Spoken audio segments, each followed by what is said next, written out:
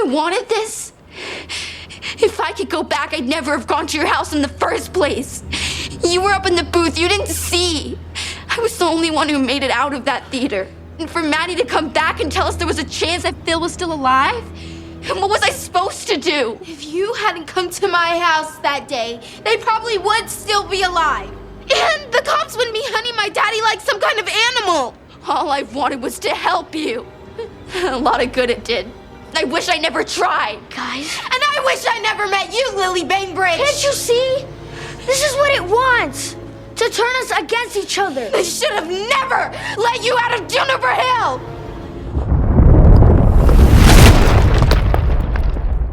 Hello, all. Welcome back to What's On Tonight, a podcast with elaborate, quirky, and unpredictable conversations about TV, movies, and more. I'm Becky. And I'm Mandy. Today we are covering episode 6 of HBO Max's Welcome to Derry, titled In the Name of the Father. Please note this is a spoiler-filled podcast, so if you haven't watched the episode yet and don't want to be spoiled, come back and check us out after you finish watching. Episode 6 was written by Jason Fuchs. He's still fucking. Jason Fuchs, Cord Jefferson, and Brad Caleb Kane. Those guys are back. Yeah, all three of them. All three of those guys. And directed by Jamie Travis. And what is the synopsis for this episode? Okay. Should have hit my inhaler before starting this. Leroy scolds Will for being in the sewers and orders him to stay at the base for safety. Things intensify when Will confronts Leroy and Leroy slaps him. I bet that was that moment you wanted to talk about, isn't it, Becky? No, it's not. Really? Okay. All right. I mean, I do want to talk about that, but that's not the moment that bugged me. I mean, it did bug me. Guys, we broke just a hair this week. We really do try really hard not to talk at all about the episode until we start recording. But I did tell Becky that I was super excited about this week, and she had already told me that there was one moment that in an overall really good episode that she was not so happy about. And that was my guess, that it was that one. So now I'm really excited to get to that part. Okay, back to the synopsis. Lily shows the group the pillar that saved her and how she plans to return to kill the entity, leading her and Ronnie to have a heated exchange. Oh, that was tough. That was so hard. It was. Hank takes refuge in the black spot until Charlotte can get him out of Derry, much to Halloran's dismay. Leroy suggests using Halloran's enhanced gift to find the pillars, much to Halloran's anger. Marge confronts the patty cakes as she and Rich get closer. Lily discovers that Ingrid was the clown they saw in the cemetery photo and that Ingrid has been searching for Pennywise, whom she believes is her father. She explains that her father was a circus clown by that name and that he left town, but she stayed in Derry. Ingrid says she saw him again at Juniper Hill years later and that he killed a child. However, Ingrid accepts the entity as her father and justifies the experiences during those years apart. Ingrid proposes that Lily go with her and sacrifice her friends to the entity, but Lily runs away. A group of masked men led by the Bowers arrive armed at the black spot. Dun, dun, Okay. dun. It was a lot, man. I just want to say right off the bat, this was the episode that I have been waiting for. It had everything. It had it being really scary. You really got to see more of Bill Skarsgård as the character instead of relying heavily on the CGI. We got a lot of answers, a lot of exposition. Things were moving really fast, and they just really, really amped up the dread. I know I was tough last week. The whole episode being kind of silly. At this point, I am begging for zombie Uncle Sam to come back and save me from whatever is going to happen next week. I'm so scared to watch the next episode. Yeah, I call this the redemption episode. They really redeemed themselves. And there were two moments that took me out of it for like a second, but not everything else was so amazing. And like you said, it really amped up the last two episodes of the season, and it's going to be a disaster as far as everything that's going to happen, but I'm here for it. I'm excited. Yeah, me too. For the first time through this season, I genuinely have that feeling of like I'm about to walk into a haunted house and God knows what's going to happen. Whatever it is, it's going to be terrifying and bad. All right, let's get into the episode. So we start with flashback to Juniper Hill, and Mrs. Kirsch wakes up, who we later find out is a young girl named Mabel who has seen Pennywise. So she takes her down to the boiler room to get him to show up. And then they both see the balloon and start to follow Pennywise. I have a question here. Did they de-age Madeline Stowe? I had the same Not question. that I don't think actress so. freaking killed it. Her mannerisms, voice. I spent way too much time wondering, is that really Madeline Stowe or is that a completely different actress? So it is a different actress. Her name is Tyner Rushing, who played Madeline Stowe's character, Ingrid Kirsch, in that scene. So yes, no, it wasn't her, but man, it's amazing how much she looked like her. I'm going to Google Tyner Rushing and see what she looks like. She did a phenomenal job. I tip my hat to that actress.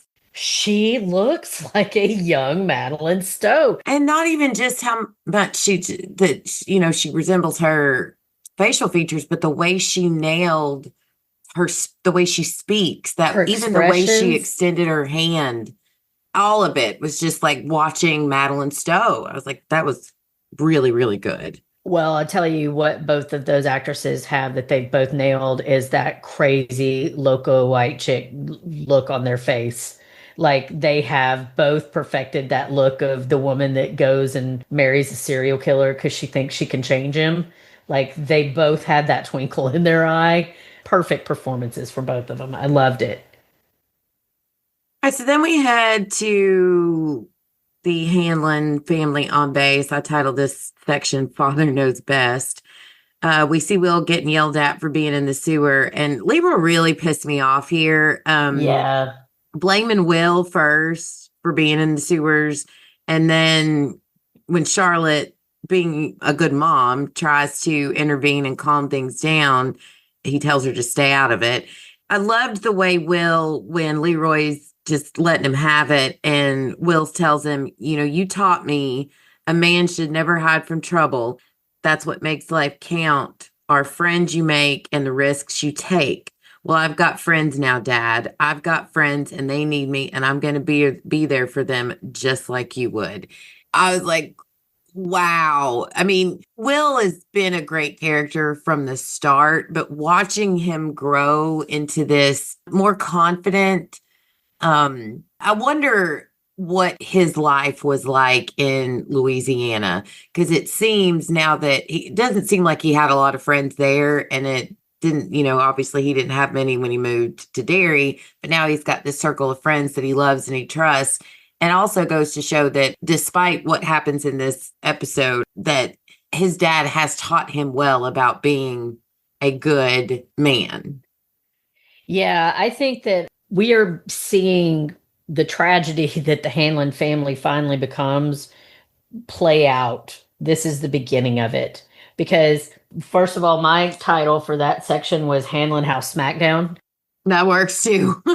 Secondly, I got some strong thoughts about that whole scene. The reason that I thought that you might have an issue with that scene is because it is kind of a bummer.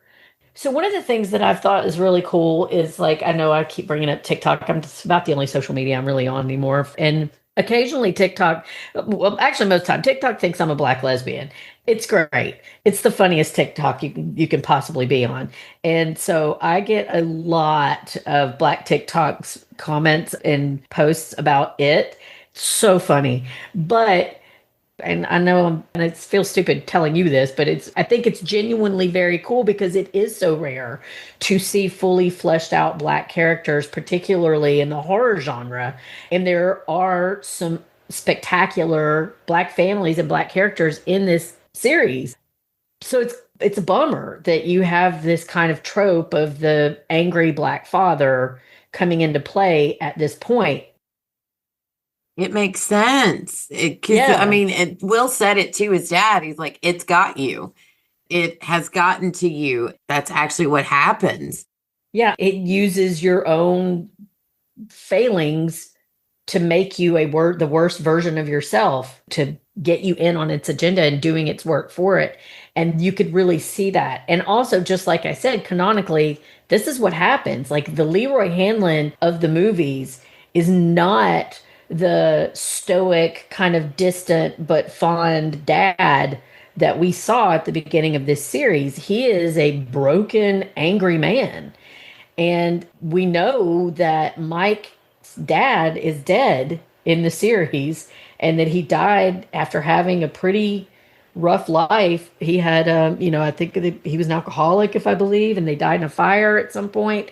And if things are about to get as dark as I believe they're about to get, you can see how it's part of the tragedy, and part of the what's really good about this series is them showing you who the Hanlons were before they came to Derry. They didn't necessarily see eye to eye on Charlotte's activism, but Leroy was a good, respected man and a good dad and a good father, and obviously not somebody who went around hitting his kid. But that's what Derry is driving them to. Yeah. So it was hard to watch. It was very hard to watch. I know it was scripted and it was acting, but man, a debate on calling it a punch or a slap. Because that kid went across the room. It looked like he punched him, not just slapped him. And I want to give major, major, major props to Blake Cameron, who plays Will, and I hope I'm saying it correctly, Jovan Adepo, who plays Leroy, because it was as soon as Leroy's hand connected with Will, I watched Will's face first, then I watched Leroy's face the second time, and both did an insanely amazing job. But the way Jovan Adepo as Leroy, the way he immediately, his face changed from that rage and anger to, oh my God, what have I done? And him, you could see the wheels churning in his head, trying to figure out what's going on that brought him to that point with his kid. It was intense, but it was so rough. Well acted, so well directed, so well written, so well done. Yeah, you're right. Everybody in that scene, Taylor Page included, they all gave phenomenal performances. But I will say, I was disappointed that and maybe I shouldn't be, maybe I'm being too hard on her, and I know how the episode ends up, but if that were me, that would have been the last time Leroy saw me or my kid. Like, I would have been out. I don't feel like she gave him enough shit for what he did. Yeah, she gets there, though. She gets there. She does get there. All right, so then we move on to what I'm calling white people with guns, exclamation point. So real quick scene here, but we get a lovely tour of bright, beautiful, sunny Derry, and we see people handing out posters and hanging up posters about Hank Grogan being on the loose, and people are loading up their guns and getting their ammo ready and are gearing up for a big fight. So yeah, this is going to end really, really great. That again, this episode was ratcheting up the anxiety. Every frame, they were just doing something to layer on a little bit more to make you feel how dreadful it's going to be over the next couple of episodes. And this was where it really started to super jump off. Very ironic. You see all of these kids missing photos, and no one is nearly as concerned about those as they are hunting this poor black man who has been railroaded by the sheriff, who is leading the charge, knowing that he is the one that is scapegoating and railroading this man. Yeah. I gotta say, I hope we get the next two versions, because what I'm enjoying so much about this is in the books, we get stories about the big to-do before the 27 years of peace. We get stories. We've not gotten to see it because this stuff is glossed over in a lot of the, iterations. So I love being able to see firsthand how this build up, how this big to do that brings about 27 years of peace is about to come to fruition. It's going to suck watching it, but I like that we're getting the chance to see this. And we know back in the 30s, it's going to be the Bradley gang, which I imagine will look very similar to this. And then the 1908, do we know for sure what that even was? Yeah, that was where they had the big fire. That was the Easter Day fire at the foundry, where the big explosion that killed like 78 people. That was in 08. I thought it was just where Yeah. people, or is that when it crashed to Earth where people just disappeared? I don't know. I think people just disappear all the time. I'm not sure. No, There was a group of like kids that, like baseball players or something, that just disappeared one day. no, this is, I think that was in 1935. this is where they were giving the history. I think even Ingrid, and maybe it was during the Depression. She did say like people would just disappear all the time. Kids would disappear, but she blamed that on the Depression of them just running away from home. All right. Well, I'm going to make a note, because I distinctly remember there being a discussion about how all of this whole town just completely disappeared. I'm not sure. But I've I been don't remember reading and watching a lot of kooky, spooky stuff in the last few weeks. So maybe it's all starting to cross over together. All right. So moving on. So we go to the standpipe, and that shot of sweet little Ronnie holding the wanted poster. I just love that for a minute she gets a happy moment later in this episode. But what struck me as most interesting in this section was Lily describing what I wrote here. Lily showing off her new toy and explaining how she thinks it works. But when anybody else wants to hold it, she like snaps. And obviously the group seems very suspicious of the fact that she won't let it go. And then she wants everybody to go back. And Ronnie is like, no. And Lily gets angry and fists the dagger like she's about to use it. And then Marge goes in to stop her, and Lily just snaps and goes into that rant. And she's right. She's the only one who saw what happened in that theater, and all she wanted to do was help Ronnie. And then that fight was intense. And Ronnie they never should have let you out of Juniper Hill. And Rich is like, wait a minute, guys, this is what he wants. He wants us to separate so we can be easy targets. But I feel like it is seeping into Lily. See, I don't know. I think it is to all of them. And I could be wrong. But her reaction with that is the dagger giving her, is the fact that it's in her possession causing her to have these intense, feelings of possession. It made me think of Lord of the Rings. Like my precious? Yeah, like that's kind of how I took it as she was acting. That's interesting. I thought that it was just because like she and Ronnie are both at the end of their rope for very different reasons. They are becoming increasingly desperate. And I do think that just general ill will between all of them right now is partly just a product of the fact that they're being chased by a killer clown who's murdered a bunch of their friends, and Ronnie's father being on the run, but also because that is what it does. It, divides and conquers. And so I just assumed that both of them were acting out of character, mainly just because of those situations. The dagger, and I could be wrong, I may have just missed some undertones there. I do know that people are triggering Lily, calling her crazy, and that she is on edge at this point. But I think it's just because everything she's been through and seen, and she's terrified. Unlike Daniel, she's not dropping that motherfucker for shit. What I thought was she was just holding on to it because it's the only thing that makes her feel safe or powerful in that moment. Yeah, I mean, I could see that too. I took it more as maybe she is becoming unstable. It's having some kind of negative effect on her, causing her to just be more agitated. Yeah, I think it could go either way. Yeah. I honestly could see that, but what I got from it was that both she and Ronnie are being uncharacteristically aggressive because they are both just at their wits' end. They're both, like Ronnie said later, she's just tired. Yeah. All right, so we venture over to the black spot. Dick comes wandering in and is obviously stealing his Dick feelings. has seen some shit. Dick is like, man, talk about being tired. I think that whole scene could best be described as fuck this job. Yeah, I quit. Yes. And then we meet up with Will and Ronnie. I just love Sweet Will. You know, Ronnie's going off, and I love how Will agrees with her, even though he's not knows that completely she might- sure she did not do the right thing. Yeah. And then she gives that, I'm tired of being scared. And I love that sweet moment where She goes she from just, looking like, 15, 16 years old to looking like 10 or 11. yeah.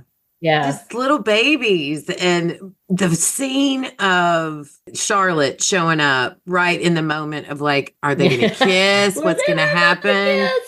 William Dubois Hanlon, get your disobedient behind in this car right now. And I'm going to tell you something, as the daughter of a wonderful Black mother, I cannot tell you, my sphincter clenched so tight in this scene because I had flashbacks. Because let me tell you, they will find you and they will use your government name and maybe even throw in a couple of names you didn't even know you were given when you were born.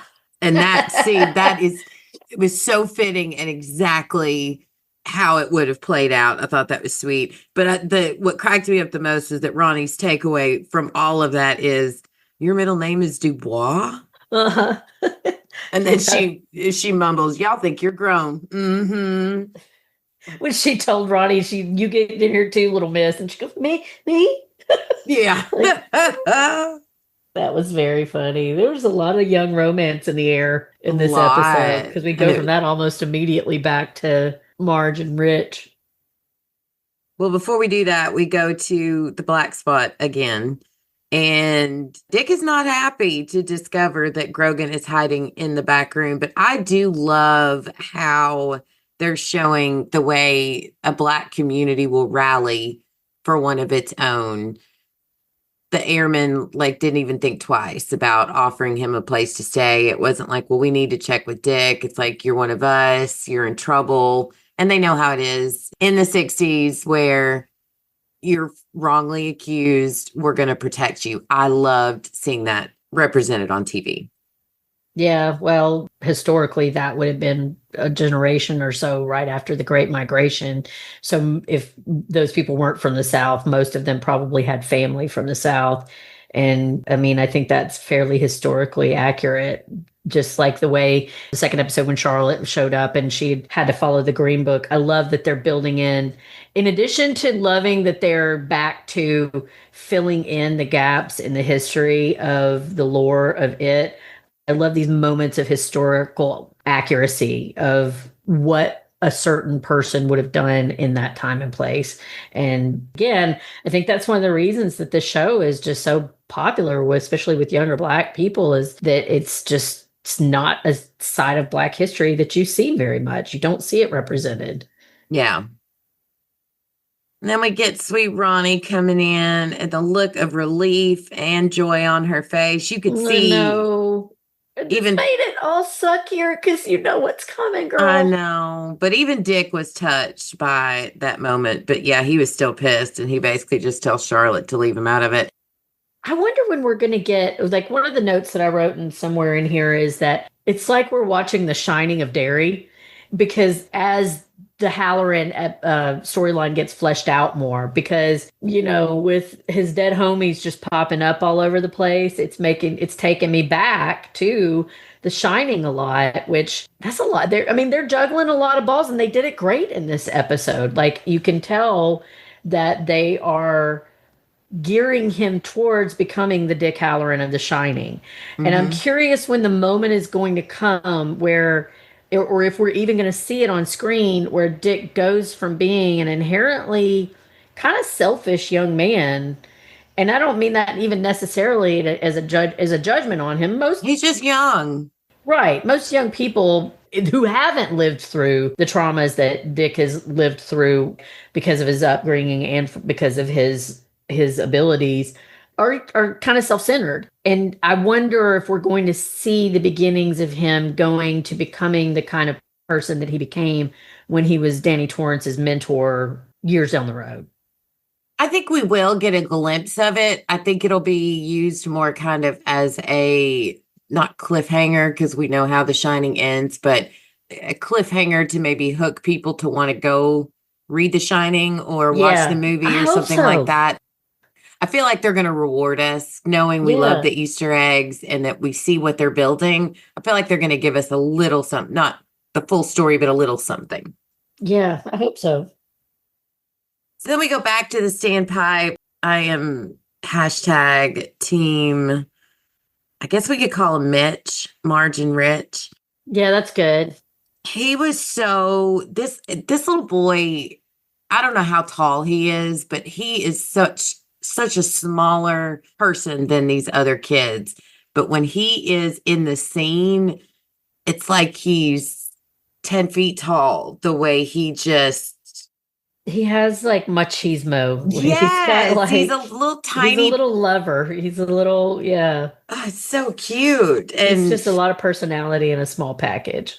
And he went and got her the chair and he didn't really flinch when he saw what was behind the bandage. And of course, she's being very self-conscious because that's part of Marge's weakness is her looks. And Richie, it's like it's the coolest thing. Richie I know it's tough. tells her it's the coolest thing I've ever seen. See, that was such a understated way to really bring Marge's character to full fruition. Like you really get that what she loves about like Marge's biggest fear this whole time has been people seeing her for the real her, warts and all, and rejecting her. And so for this boy to see her at her absolute ugliest with this god awful pussy eye, like what did she do to the damn eye? Why is it pussy now? Because it has to heal. I don't know. Let's not focus too much on that. Right. All right. So we're gonna yada yada yada over whatever is wrong with Marge's eye, but the point is that he sees her at her absolute worst, and he accepts her, and that is what allows her in that next scene with the patty cakes to have the strength to do what she did. And I love that. I love that they allowed her that moment. I love that they let us see how this kid became such an important person to her. Because I do think it's going to end up being that she's Richie Tozer's mom. One of the things that I noticed, and I actually have to give some credit, I was trying to look to see something else in the Reddit thread, and they pointed out that but never mind. I'll bring it up later on. I don't know. There's an Easter egg later on that further points to the fact that she's probably Richie Tozer's mom. Oh, and you good. can just see if as we all believe, poor Rich is not long for this world. You can see why, in the short amount of time that they knew each other, he really came to mean as much to her as he did. That she would end up naming her kid for him. Yeah. My last note on that whole thing is it was so cute when he was given using his saliva to try to loosen the tape. And he says it has antiseptic properties, and Marge says, I don't think that's true. And Rich says, who knows? Sciences are I love how he constantly just makes changing. shit up. Yeah. But that's what Will told him. Will told him that. So Will did tell him that, but he also just makes shit up. Yeah, I'm here for it. Yeah, me too. I love it. They've built a lot of personality into that kid, which is going to make it even rougher when we see that. I'm blocking it out. I'm like, Rich will live on forever in my heart. We should just stop watching now. If we stop watching now, these kids have learned to stand up for themselves. They defeated it. There is no 27 years later, Richie. Right. No, we don't know. It may be they defeated it, maybe not. But we do know that Marge has finally got a little boyfriend. She stood up to the patty cakes. They got the black spot going. If we just stop now, as far as we know, those white racists just go home with they're just like, my bad. Like, oh, sorry, wrong house. Wrong shack and they in the just woods. turn and leave. Yeah. Yes. We could just believe that. So then we move ahead to what I'm calling Drunk Dick. Dick is Limp Dick. Oh, that's what I should have called it. Oh my God, what did I call it? It was something close. Hold on. In Dick's head. That's what I called it. Get okay. it? Get In it? Dick's head. Yeah. So Dick is obviously not handling his unlocked box drama coming back to his head. So he's using alcohol to dull the pain, which is a very common thing people do. And Leroy comes to visit with new orders from Shaw to resume hunting for the pillars. And as Dick is hearing this, he sees Dude with half of his face missing. And Dick is like, yeah, we pissed it off. But Leroy seems genuinely concerned, wanting to understand what happened to him and why he was in the sewers for so long. And kudos to Chris Chalk as he gets into the story about how his grandma taught him that she saw he was struggling and taught him to put all of those things that he didn't want to see anymore in that box. And he did that. And I thought it was a big reveal that he says he did that at 9 years old and he hasn't seen anything since. And now it is in his head and has let everything loose. Yeah. That was well done. Yeah. I'm glad they clarified that because we were right. We kind of figured that out, but I'm glad they put a pin in that so we knew exactly what was going on in Dick's head. And I also wrote, because Dick is like pretty much just telling Leroy, I don't give a fuck about your agenda at this point. And I wrote, this is the correct response, Dick. Fuck the Air Force. Yeah, for sure. Leroy's listening to him. And I did appreciate how Leroy didn't dismiss Dick when he said he was seeing dead people. Like, I think he made the comment there too that met their demise in this room. And he really seemed to care about what he was going through. And I thought it was very telling that he says to Leroy, seems the dead know how to find what they're looking for. And Leroy pleads with him, taking that as, okay, so they know how to help us capture it, and begs him, put the mission first. But then he snaps and he's like, well, you can either do this or you can be led away here in handcuffs. So it's just whiplash with Leroy. Leroy's still not getting it. Dick is now understanding, but Leroy's still not getting it, that this is bigger than the military. Your priorities are all out of whack. These assholes have put you and everybody you love in danger and don't give a shit about that as long as their objectives are reached. And he's still on the wrong track with his priorities. I'm getting more and more frustrated with Leroy. Well, it's not going to get any better. No, it is not. And so is Dick. Yeah, I think Dick's getting fed up with everybody. My whole quote was, fuck the Air Force when a sewer clown is in your head. Yeah, priorities. So then we go back to the Hanlons, and Charlotte is not happy. And Leroy is trying to explain that all of this is happening because his head is all messed up. He shot and killed Polly, and that none of this is him. He's like, it, in quotation mark, wasn't me. And again, Leroy seems to be light bulb going off, realizing where he's messed up. But then what does he say? Well, I'm just trying to protect this country. Just trying to protect this country. And Charlotte's like, no, that's it. I'm done. Finally. But I really loved it that she's like, you don't want to make this right. When you're ready to make this right, find us or whatever. And he's like, that's what do you think I'm trying to do right now? And she's like, no, not with me, with your son. And that was the mic drop. Yeah. This entire episode, Leroy was terrified the whole time. Like the entire episode. Where is this whole... I guess maybe if I have one quibble is we still have all of these examples of Leroy being afraid and no explanation for why they believed that Leroy had no fear or how that whole thing is supposed to work or why it matters. I told you last week I have removed that part. You've just quit. I locked it in a box. And I don't even know what you're talking about right now. Leroy has no fear? Weird. Yeah. Okay. Well, everybody else out there, we're going to need to see some closure on this. Don't make me, Leroy, don't make me vote you least cool character in this whole thing. Right above Chief Bauer. If they're going to use the 2000s movies as kindling for this fire that's growing, Leroy is not going to walk out of here the hero No. because we know he ends up taking care of Mike and he's a dick to Mike. Right. I still hope they change Will Hanlon's some story degree. to something Yeah. better. But if they're going to continue on this route, I would not expect to like Leroy. I feel like whatever we had with Leroy is almost completely gone and we're never going to get it back. That's kind of how I feel too, because the fan in me appreciates where I think they're going with this, because canonically it ties things up and it gives us what we were talking about earlier that we're really enjoying about this, which is the backstory of fleshing out these things that we already knew from the book. So partially, like, I might be annoyed a little bit if they retconned it and changed everything.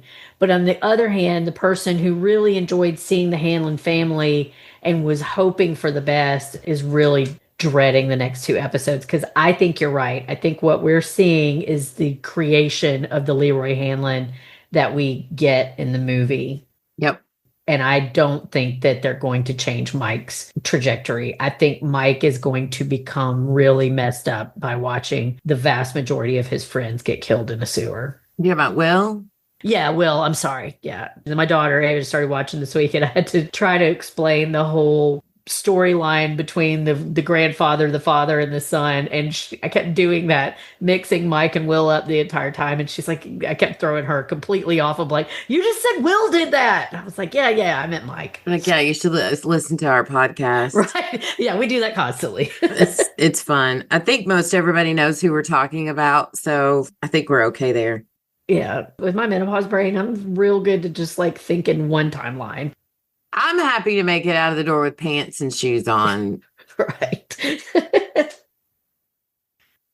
All right, so Pickle Dad returns. I got the same note. Pickle Dad! Exclamation point.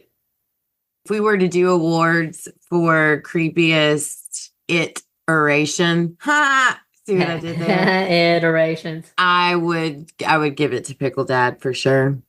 I don't know that he's the creepiest, but he's a fun one. I enjoy him. I like a good Pickle Dad pop up, and I'm glad we got one in this episode.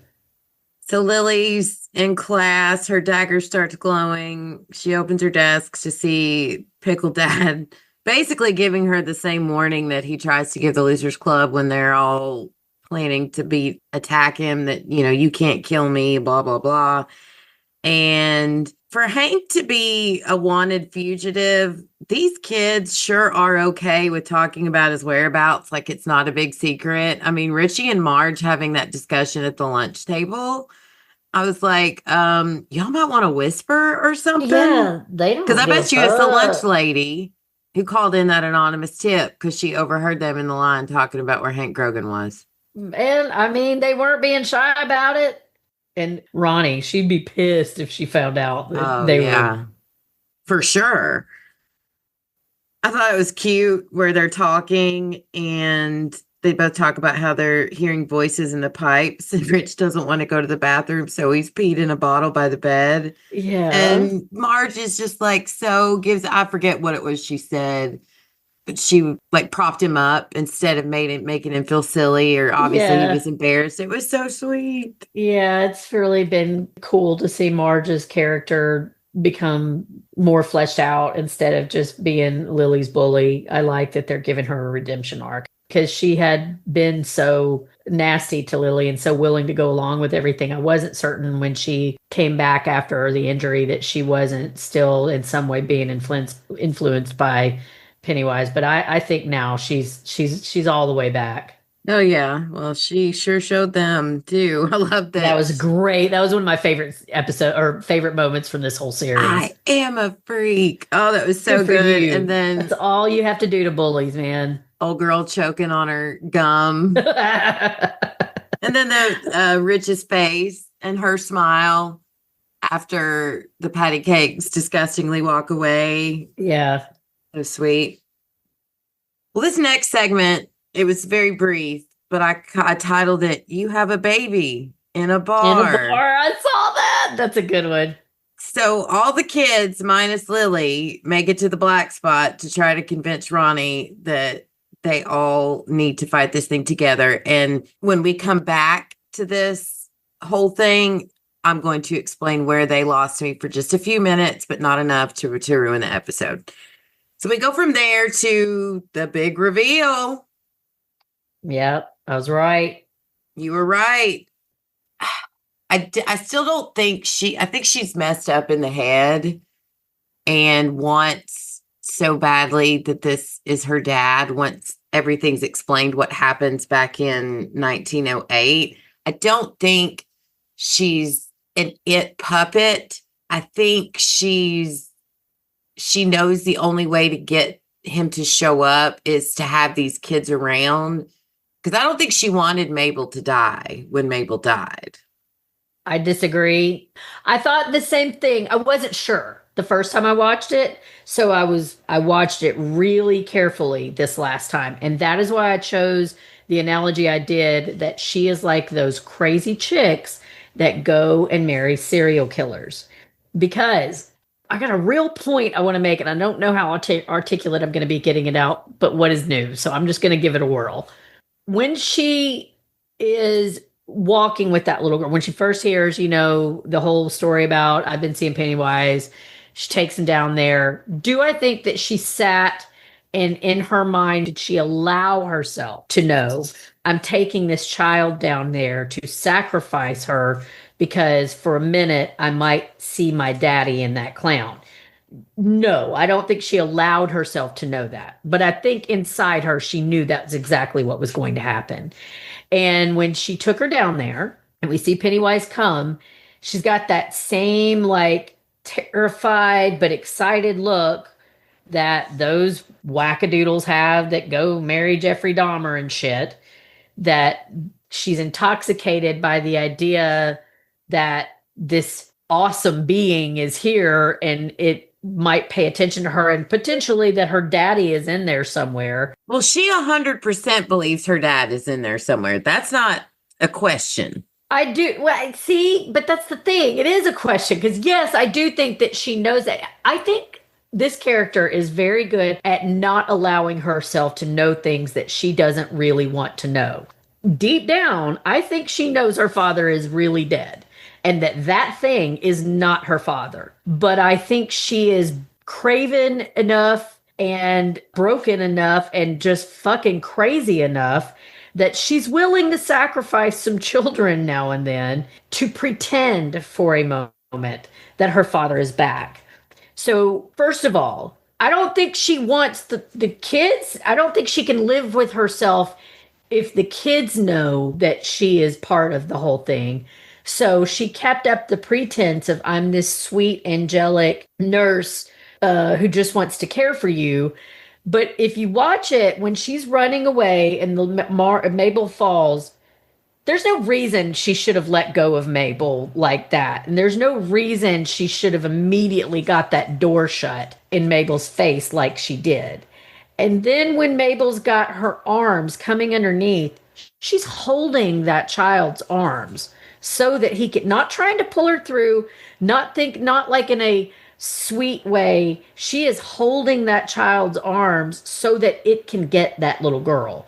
And I didn't agree with that. Well, I would say go back and watch it and let me know what you think next week, because I didn't think so the first time.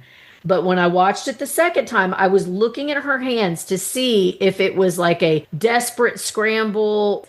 She was holding that child's hands still, like with a firm grip, while it was eating her. And then the blood came through and she had to deal with that reality.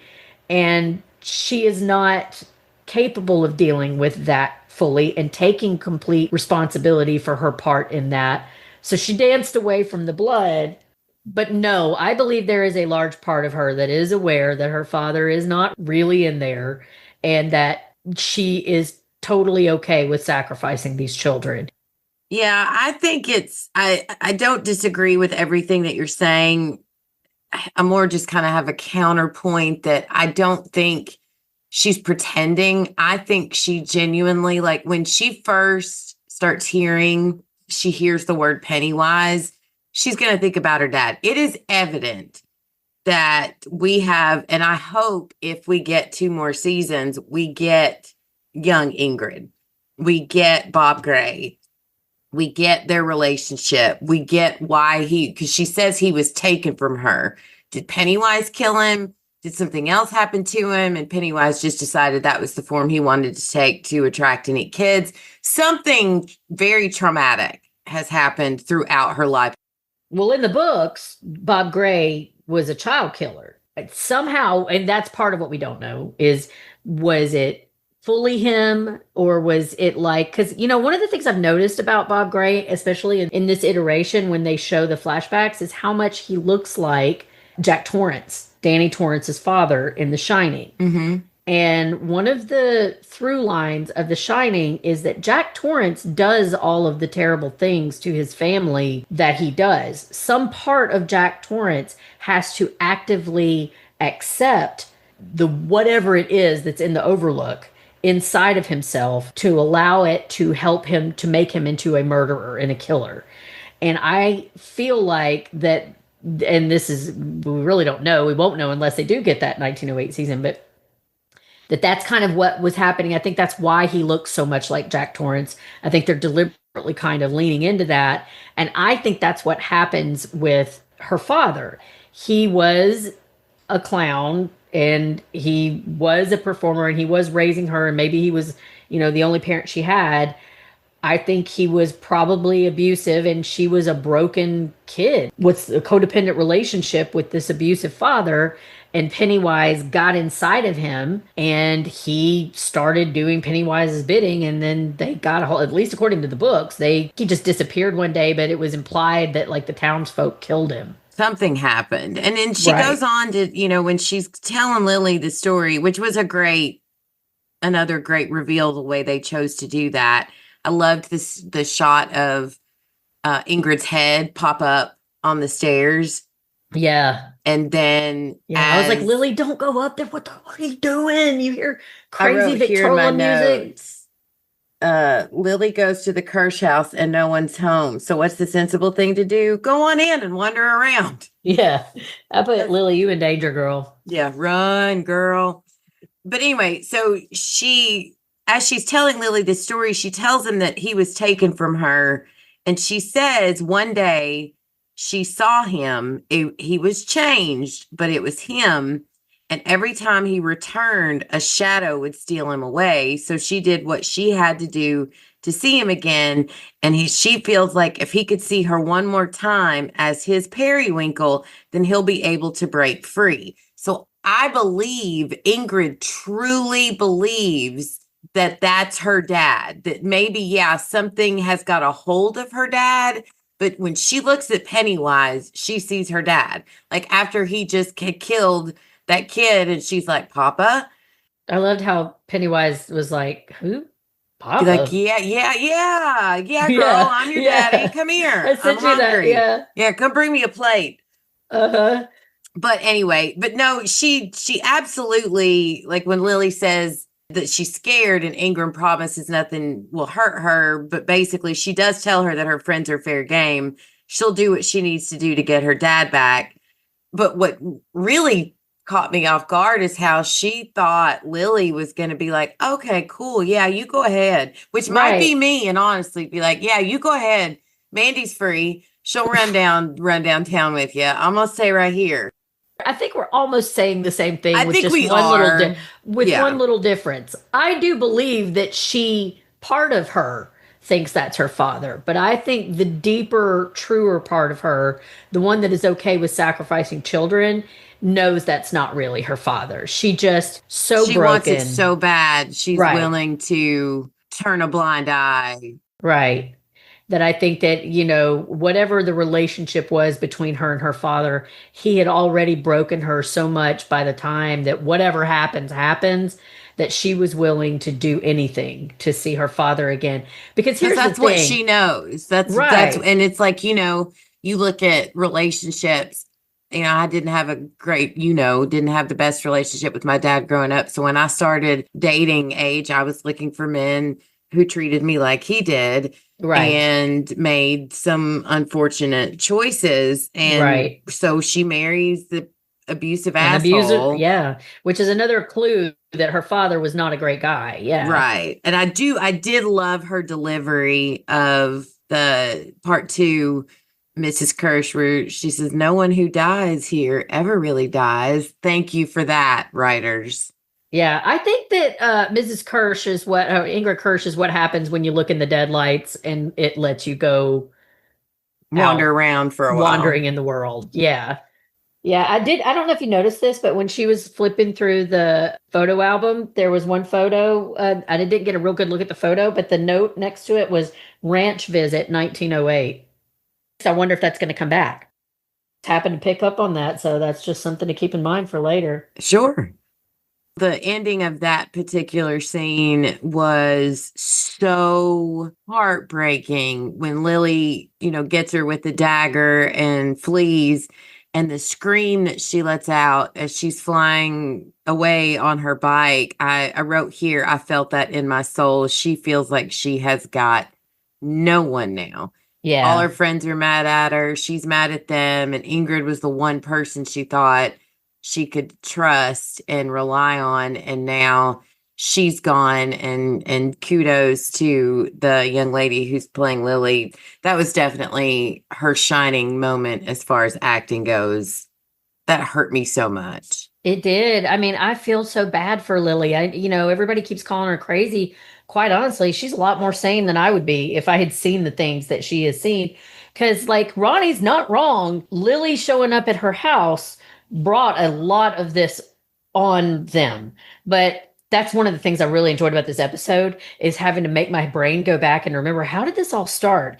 And you start going through episode by episode how it has been weaving this little web to get everybody exactly where he wanted them to be, from whatever he's been using Ingrid for as far as Hank goes to manipulate him to get him to the black spot, but also like to get Lily to go to Ronnie's house in the first place. Like, I feel like you're seeing where there's been this web that's been woven throughout this whole series to get all the players where he wanted them on the chessboard. But, Ronnie's not wrong. Lily showing up and dragging her into this is largely what got her and her father involved. But Lily's not wrong either. What else could she have done in that situation? She's a little girl who, she's hearing her dead friend in the pipes, and she knows that the last place he was the movie theater. And then after, she's the only one that lives through this flying baby monster that ate everybody. Like, that would have been where I was. You'd have never gotten a sane word out of me again. Yeah, I mean, we talked about it in that earlier episode. I mean, nobody was going to win in that situation. The adults needed to be the one going through and figuring out what these poor kids were trying to figure out. But of course, crappy parents all over Derry. But it was a no-win situation. But I just wanted to give her flowers for that, because that really impacted me. I feel like we keep talking about Lily maybe getting a lobotomy. I feel like Lily's going to be begging for a lobotomy by the end of this. I would be. For sure. The second I looked down and half of Susie's arm was still in my hand, I would have been like, just holding out my wrists. Yeah, we're done here. Straight jacket. Mama needs a nap. All right, so we head back to the black spot again, and the gang is trying to convince Ronnie to fight with them. And rightfully so. She tells them she is not going to go anywhere until she knows her dad is safe. And I'm like, actually, that's probably not going to be a good idea. Right. So Marge suggests that they wait outside of the black spot, which is the most adult thing anyone did in that entire scene. A couple things, though. Who was the asshole giving these 12-year-olds booze? Like, we're not even there yet. We haven't gotten there yet. Oh, we haven't gotten the one. But okay, you're getting we're almost there, and that's where I got removed just a little bit. Okay. But here I thought it was cute. Rich is like, no, I'm good. And he just props himself up on the pool table watching all the goings on. Did you notice him kissing that picture? Yes. Was that Billie Holiday? No, it was Celia Cruz. I looked it up because I was curious. I got real close to try to figure it out. It's Celia Cruz, who was probably the biggest Cuban pop star of like that decade and the two decades following it. Yeah. Well, that was a nice nod. I'm glad they put that in. Yeah, me too. I think it's cute. Will telling Hank everything that's going on, and Hank calls it. He's like, I can see how much you care about my daughter, but also explaining that that's why I can't let her go back with you guys because I need to. Because he's an actual protect fucking her. parent. Yes. And then Will's like, I promise not to let anything happen to either one of them, talking about Hank and Ronnie. And I'm like, dude, you are so sweet. Yeah, he's such a good kid. Which is just further why my stomach hurts thinking about what's coming up. Yeah. Well, speaking of what's coming up, this next section is titled Racists Unite. So I wrote here in my notes, the townsfolk are restless trying to find Hank. And then our favorite sheriff, deputy, whatever he was, comes in and we find out is kicked off the force. I wonder why that happened. Maybe because Hank got away and they fired him. I'm assuming, but again, this is just like I said, this dickhead who is of everybody in this town, the one that most likely knows, besides the kids, that Hank Grogan did not do anything to those children. And he's still comfortable with creating a mob to go and murder him and very likely a bunch of other innocent people. Yeah. But he's pissed. And man, kudos to that actor because that menacing look he gave. Yeah, I do hate him a lot. He did a good job. It's gross. But he basically gives up. He got an anonymous tip from a woman, he says, and gives up the location of where Hank is based. I almost think that anonymous call was it. I think it was Ingrid. You think so? Yeah, for sure. Well, that would make sense. But wouldn't Ingrid not want the big to-do to happen because she knows he's going to disappear in 27 years? Or for 27 more years? I feel like it was it doing it. I don't think she knows for sure that it's going to disappear. I don't think she knows for sure how all that works. I think she just knows it's back.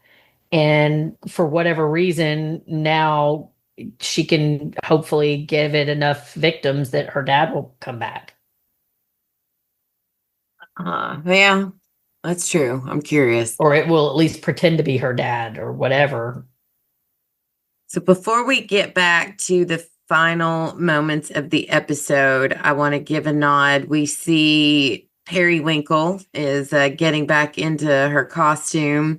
I think that was a very, very cool shot of her in her full costume with that light behind her. And I'm telling you right now, Periwinkle, way scarier than Pennywise. Well, this episode, I think this was the scariest that Pennywise has been in any, actually, I'll say the movies or this iteration, this Bill Skarsgård version of Pennywise this episode was the first time I've truly seen why people find it scary. I think it was because it was black and white. I think if you take the color away for sure from Pennywise, he looks far more menacing and horror with just the red-esque than seeing him in his full colored regalia. I agree. I think that the black and white definitely upped the creep factor for sure. And yeah, old Perry's just as freaky. Yeah. Maybe more so because I do believe that she is a completely mad thing. And I think Pennywise has an intelligence about him. Pennywise isn't fooled by Pennywise. He knows what he is. He doesn't, I don't know that he has concepts of good or bad, but it knows that it is a completely destructive thing and does not quibble about that or fool itself. She's fucked up. She's more frightening because she is batshit crazy. Yeah, for sure. God, Madeline Stowe's killing it. Emmy noms. Yeah, for sure. I hope so. Really, really hope so. For a lot of people. But she is really, really, she may be, I don't know, man. She may be my favorite character in this series so far. So we go back to the black spot again. And here are two moments that took me out of it. I wrote here in my notes, I don't know how I feel about an adult giving these kids spiked drinks and him calling them Air Force Cokes, which was funny. They both realize they taste funny, but are like, whatever, and drink them. And it does lead to some funny moments. So not super stressing about it. But I also don't know how I feel about a grown-ass man walking up to the kid from Puerto Rico, asking if he knows how to play drums. And it just so happens that Richie or Rich is like the king drummer of all of the world. I The just rolled Ricky my Ricardo eyes. of It was children. dumb. I thought it was You're right. dumb. I don't know how I didn't really grasp. I think I was still so blown away by all of the periwinkle stuff and so dreading the racists that were on their way that just completely went over my head. And you were 100% right. I can't believe they made the only Cuban kid a drummer. Right. But I wrote here, I'm forgiving it because it gave some adorable scenes of Marge, Will, and Rich having fun for probably the first time in months. Yeah. Yeah, it was clunky though. Now that you put it that way, that whole thing, I know that we wanted to see that it does seem like a bit of a weak spot in an otherwise really, really good episode. Yeah. And then we get Dick, who is drinking alone. And then we go outside, and a couple is seeing a bunch of vehicles pull up surrounding the bar. And I just wrote here, this is not going to end well. And was Bowers the one in the clown mask? Because it would make Yes, sense that I assumed it was. MFer would cover his face. Yeah, I assumed it was him. And I was ready to, like, literally at that point, that's when I was like, okay, bring back zombie Uncle Sam. I would, let's do that, because I don't know that I can survive what they're about to do to these poor innocent people. Oh, it's going to be brutal. It's going to be so bad. And given the state of CGI nowadays, I think it's going to be pretty graphic too. And part of what's really upsetting is that whole scene. Otherwise, just like, this is how they make you. One of the things I think these writers have done really well when they're on their A game is that they give, in very short scenes without a lot of airtime, a lot of screen time, they give even what seems like throwaway characters personality and depth, and you care about them, and that's what makes it so terrifying. 'Cause this couple, we don't know from Adam, standing out there having their little flirty conversation or whatever. Like, I want 3 seasons of the Black Spot, you know? Yeah. Like, I want to know about all of those characters and that whole thing. And it just seems so cruel that you get into this vibe and you feel like the joy and kind of the fun that everybody's having in this place, only to have it about to go all to hell. Well, that brings us to final thoughts. Yay or nay? Big yay for me. This, like I said earlier on, was a redemption episode. Minus those 2 moments, they gave everything that we have been talking about and asking for. And I genuinely feel like they are setting us up to be completely freaked out, which is the point of the show, but extremely happy with the way they close the season out. So I give this 4.5 Air Force Cokes out of 5. Oh, 4 point. I wouldn't be walking after 4.5 airport Cokes or Air Force Cokes. Did I say airport? No, I think I did. Okay. I think you said Air Force. I loved it. They completely redeemed themselves from last episode in my eyes. I was on the edge of my seat from beginning credits to end. I didn't want it to end. I was so like, I wish that they had already put out the last 2 episodes, because I just really wanted to just fast forward and keep going. They got me in every single way. I thought that there was just enough special effects in this episode, that the horror was back ratcheted up. I think it helped Shaw not being in this episode at all. I did miss Rose. I really hope that with the last 2 episodes that we've got left, that they're going to flesh out more with the community, the native community that is living around Derry, so that it doesn't just become a prop to further this plot. But yeah, big thumbs up for me. I don't know. I give it 5 dancing periwinkles out of 5. I would have given it a 5 sans those 2 moments that lost me. If that had really clicked with me, I may have had a different opinion about it, but I didn't even really catch that, because by that point, seriously, I was about 15 seconds from a heart attack. I get it. I completely get it. Well, we got a little bit of feedback. You want to start us off there? Sure. From what's on tonight's Facebook page, Alma, our friend Alma Contreras, writes, Another really good episode. I feel like Lily keeps taking emotional blows every week. Poor thing. Oh my gosh, yes. Yeah. And finding out about her friend being that clown that followed them really hit hard. And how hilarious was Marge when she took her eye bandage off and scared off the patty cakes. Hilarious.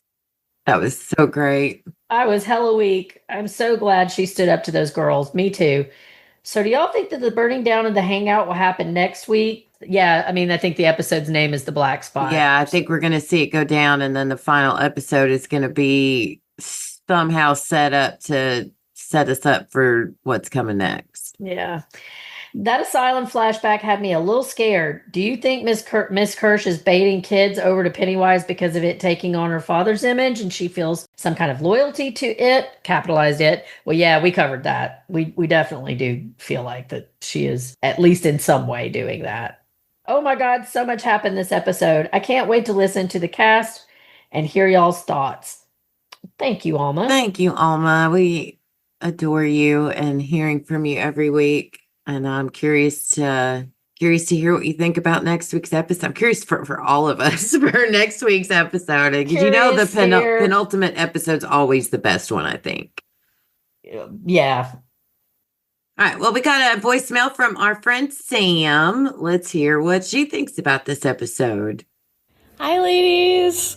Another great episode, at least for me, for the series. I really liked it. The behind the scenes, Andy and Barbara Machete talked about how they wanted this episode to be about the themes of it, which is intergenerational trauma, family trauma, friend trauma, community trauma.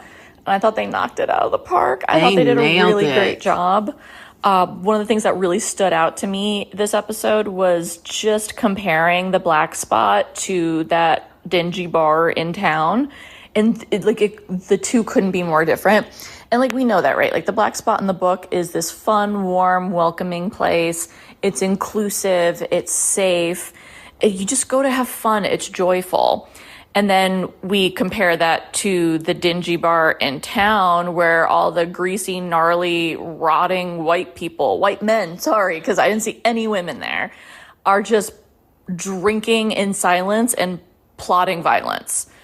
And then you go to the Black Spot where women are there having fun, feeling safe, having joy, dancing, celebrating, just enjoying life. And the kids are safe there. No one's bothering them. The Air Force code cracks me up. Come on, these kids have had a rough few weeks. Giving them booze. A shot of alcohol. It was a funny prank to play on them, especially in the 60s. But everyone's just joyful. This is the first joy these kids have had in a very long time. And it was just really great. And with that, I felt this sinking pit of anxiety. I think next week's going to break my heart. I don't like it. And I liked the added on where this is the first episode where there's no music in the end credits. So they use this haunting absence I of didn't sound notice that. I didn't right either. after we just heard this fantastic, happy dancing music. I thought that was just a wonderful and creepy way to kind of set us up for this is going to be real bad. That kind of, as soon as I saw those cars pull up, my stomach sank. I just thought they did a really great job. We had our Pennywise moment. I gotta say, I might be alone in this, but whenever I see Pennywise, I think what would happen if I saw him in a room with me, alone, in that basement in the flashbacks. And I was I gotta tell you, sometimes I forget how tall that clown is. And I'm he can barely, he takes up the whole doorway and there's glowing eyes. I saw him in the basement. I pee my freaking pants. So I'm this isn't going well. Yeah, so that Pennywise would have really scared the pee out of me too. Shout out for Pennywise. And, also speaking to the dichotomy of the town, the wanted posters for Hank on the front of the stores being handed out. The police are looking for him, but contrasting that with the missing kids on the side of the building, no one's paying attention to the things they should be. Yep. Wonderful writing and filming. Too far, Leroy? I get it. And he's just a kid, a scared kid. And I think Will is right. It has infected him. Mm-hmm. And we're starting to see how he becomes this good father and husband to allow this, I guess, Pennywise poop, as we learned last week, turn him into this kind of horrible old man in the 2017 movies that has zero Sam, we're compassion always in for the his same grandson. wavelength. Crazy. And, oh man, with Charlotte saying she wants to take Will out of town, rightfully so. We know that doesn't happen. Charlotte's not long for us. And that just, speaking who's not long for us, Hank,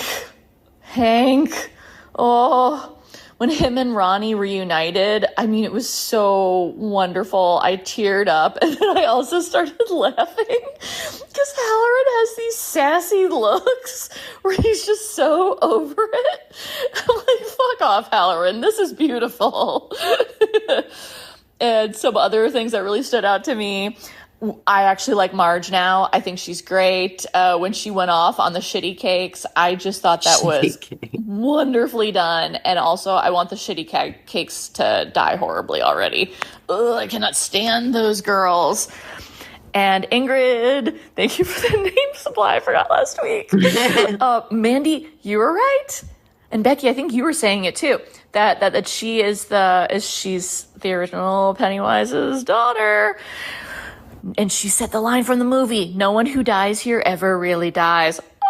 That was from the Part 2 movie. So obviously she's got a lot of screws loose because, as Lily rightfully identifies, we all have dead loved ones. But if the price is seeing them again means we have to let them eat children, all of us are going to be like, I'm pretty sure no. Mm-hmm. So I'm very skeptical. I'm very worried. What would you guys do if you met Pennywise in that basement? Oh, I'd give him Mandy in a heartbeat. Yeah, Becky would trip me on the way out. And vice versa. I mean, I love you very much. Honestly, like if somebody told me, would you sacrifice yourself? Like they give me time to choose. And they're like, would you sacrifice yourself to a killer clown for your best friend?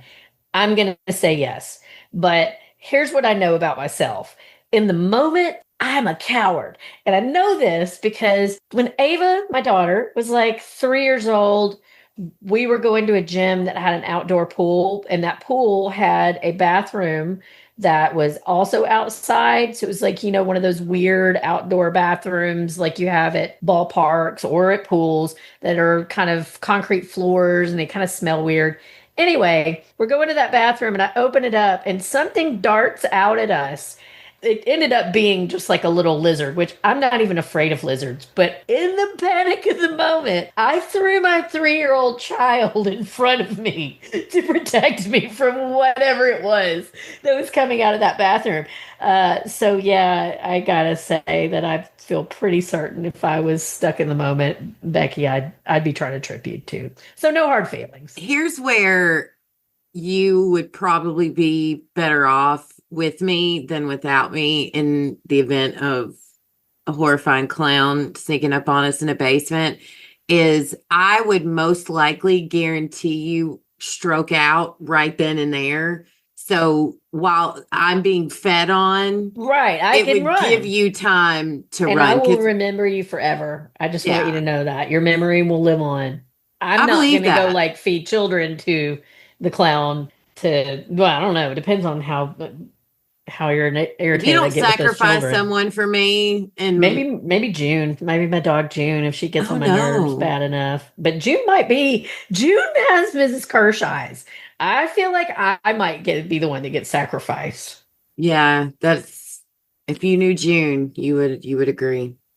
I also want to say, drinking in silence and plotting violence. Thank you for that one, Sam. That is going to be the name of my autobiography. Oh, I think that should be one of the tracks on our record. Our punk record. Yeah. What was it? Oh my God, we had a great name. Dead Polly and the Locked Boxes. Yeah, that was it. Yeah. Drinking in silence and causing violence. That's the name of our first album. Keeping the hits coming for y'all. All right. Thank you both for the feedback, ladies. We always love hearing from you and all of our listeners that take time to do that for us. We really, really appreciate it. It does mean a lot. And if you would like to leave us some feedback or just say hi, you can email or send us a voice message as an attachment to what's on tonight and the number 2 at gmail.com. Or you can visit our Facebook page where there will be a post for the next episode and you can leave us feedback in the comment section or send us a message through Facebook Messenger. We can be found on Instagram as well at What's On Tonight Podcast and the number 2. We would greatly appreciate it if you would leave a comment, like, and or share on your podcast listening app of choice. So let's go have a drink with minors at the Black Spot and share where else listeners can hear us, podcast recommendations, TV suggestions, or anything else you'd like to share. What you got, Mandy? I don't remember if I had already recorded this when we recorded last week or mentioned it then, but pretty soon Mark should be putting out on the Adrenaline Cinema podcast feed our episode on the Guillermo del Toro's Frankenstein.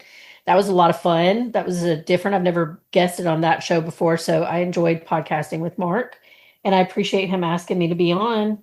I haven't really had a time, with the holidays and everything. I just haven't had a lot of time this week to be digging into any podcasts or new TV. So that's about it for me. What about you? Well, I want to suggest, since we are watching a show that is about a scary clown, for those of you who love clown horror, Hake and Daphne are covering Clown in a Cornfield. Oh, I watched it. I have never seen because obviously the name says it all, but it's silly. Do agree. It's what? It's silly. It's silly. Yeah, I mean, like in a good way. I enjoyed it. I mean, it was like, not, it's not like gonna win any Academy Awards, but it definitely was fun. It was cool. Yeah. And they do a great job on their Run for Your Lives podcast covering movies like this. So if you are into that genre, please give them a listen. And also please check out Still Slaying, a Buffyverse podcast with Penny, Sam, and Kara. As for TV recommendations, I just started watching Victoria. It showed up on Netflix. I guess there's 3 seasons. I am in love with it so far. It is it's really good. So check that out if you're looking for a good period drama. Cool. And as always, a big thank you to Mark and Pirate Core Entertainment for giving us this platform. Please visit the Pirate Core page. It can be found on our Facebook page.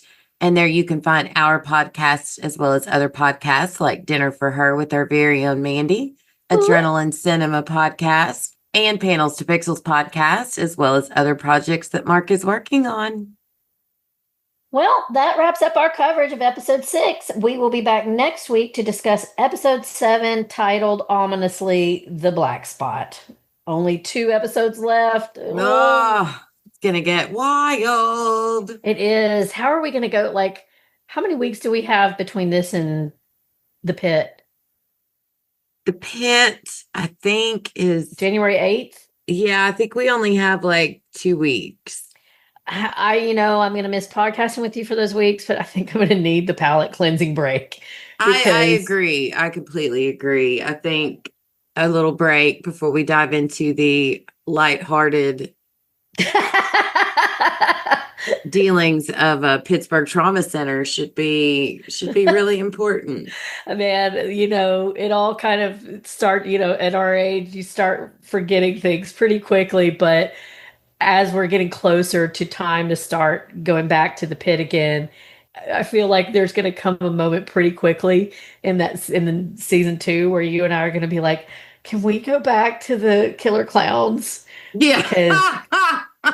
Because Noah Wiley and company know how to gut stab you in the heart emotionally. Yes. Oh, in the best way, though. In the best way. If you haven't seen it, isn't it coming out on TNT? Have they already? Yeah, it started. I watched 2 episodes the other night. I was scrolling through looking for something on TV, and I was like, there it is. And it was right at the start of episode 1. I need to call my mother-in-law and tell her she needs to find it because she doesn't have HBO, and I know that she would absolutely love it. But yeah, if there is anybody out there that has started following us through Welcome to Derry and you haven't watched The Pit on HBO, I highly recommend it. There's a reason that I think, won more Emmys than anyone last season.